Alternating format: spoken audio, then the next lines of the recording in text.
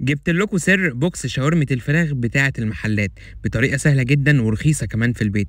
معاكم الشيف أبانوب، ويلا بقى لايكات وكومنتات وشيل لحبيبكم أبانوب. أول حاجة هبدأ بالتتبيل. عندي كده علبة زبادي، جايبها منين؟ جايبها من اللبان. هضيف عليها شوية إضافات. عندي كده توم حوالي معلقتين كبار، وعندي كمان ليمونتين معصورين، معلقة كبيرة من الخل، شوية من دبس الرمان، وشوية توابل. عندي كده معلقة صغيرة من الملح والفلفل الأسود، كمان البابريكا المدخنة، رشة قرفة بسيطة، شوية من الكاري، رشه من البصل البودر والثوم البودر، وشويه من السماق، واخر حاجه كده شويه كده من الكزبره الناشفه بتدي طعم حلو. وهقلب بقى، وهي دي تتبيله شاورمه الفراخ. بعد كده بقى هنزل كده بشويه من الزيت الزيتون. عندك زيت زيتون حطي زيت عادي مش هتفرق، يعني مش هيقولوا حاجه. عندي بقى قطع الفراخ كده، طبعا قايل للراجل يقطعها لي شاورما متقطعه من ايه، من صدور الفراخ. هبدا كده اقلبها، ويا سلام ويا ريت لو حطيتها في التلاجة لمده ساعتين. يلا قولوا لي بقى بتتابعوني منين، قولوا لي في الكومنتات.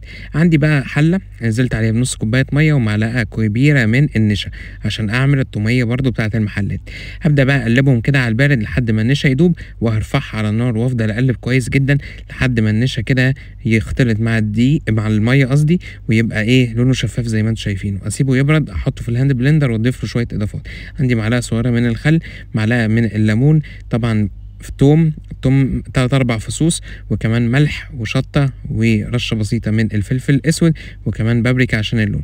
وابدا اضرب كويس جدا جدا، وطبعا دي هتتقل بعد شويه، يعني حطوها في التلاجة. عندي بقى طاسه حلوه ونزلت عليها ايه بمعلقتين كبار من السمنه.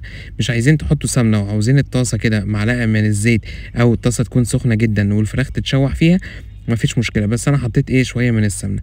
بصوا بقى يا جماعه، الفراخ ما نزلتش ميتها خالص عشان الطاسه سخنه جدا، والسمنه اللي كنت حاططها سخنه جدا جدا. قسمت عندي الكميه اللي انا عملتها كام طاسه لطاستين، تمام، عشان ما تنزلش ميتها. وابدا كده اشيلها، ومطرح بقى بهاريز الفراخ هحط بقى ايه، عندي بقى بصلايه مقطعها جوليان مع فلفل اصفر واخضر وكمان احمر. طب لو ما عندكيش اصفر واحمر واخضر مش هتعملي الوصفه؟ لا اكيد هتعمليها، حطي بس فلفل اخضر مش مهم. وباقي التتبيله حطيتها، وكمان عندي طماطمايه كده شايل البذر بتاعها حطيتها عشان ما تبقاش ايه، تبقاش زي الصلصه. وهبدا كده انزل بقى بالفراخ. طبعا الفراخ اصلا كده ايه تتاكل اكل لوحدها. هبدا كده اقلبها مع كل الخضار اللي انا عملته.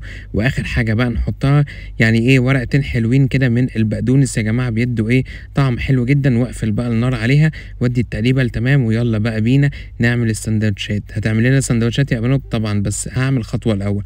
ايه، هعمل كده فتحه في النص، وهحط كده ورقه الفويل الجميله، وعندي بقى فحميتين حلوين عشان تاخد طعم ايه الدخنه.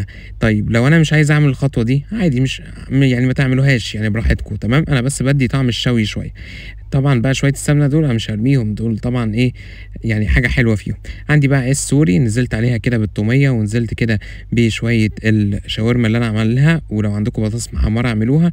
وعندي بقى في الجريل شويه زيت، وحطيت بقى سندوتشات السوري بتاعت الشاورما، وطلعت زي ما انتم شايفين. لو عجبكم الفيديو اعملوا له شير لكل حبايبكم.